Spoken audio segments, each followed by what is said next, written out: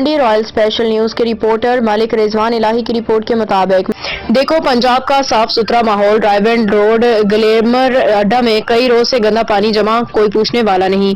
ना कोई माहौल को साफ सुथरा पंजाब बनाने की तरफ तवज्जो देने वाला है, बल्कि पूरी तहसील रायबंद के इलाके में जगह जगह गंदगी के ढेर लगे हुए हैं।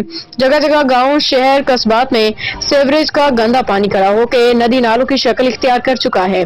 घरों से निकलना और घरों को वापस आना मुश्किल, कपड़े नापाक हो जाते हैं। ये देखो मरियम नवाज पंजाब का अपना हलका और इसे हल्के से नून लीग के चौथी दफा इस हल्के के एनए 125 से मुंतखब हुए एमएनए मलिक मोहम्मद अफजल खोखर का अपने इलाका साफ सुथरा पंजाब और पीपी 165 से तहरीक इंसाफ की तरफ से मुंतखब होने वाले एमपीए अहमद रशीद भट्टी है। ये ग्लेमर अड्डा मांगा रोड रायबंद से मांगा मंडी शहर को जाने वाली सड़क पे अरसा दराज से सीवरेज का गंदा पानी खड़ा रहता है, जो नदी नालों की शक्ल इख्तियार कर गया। तहसील रायबंद के assistant commissioner doctor Tahira Zainab ने इस सड़क से रोजाना गुजरने के बावजूद खामोशी इख्तियार कर की है और यहाँ पे मिलों वाले भारी भरकम टैक्स अदा करते हैं।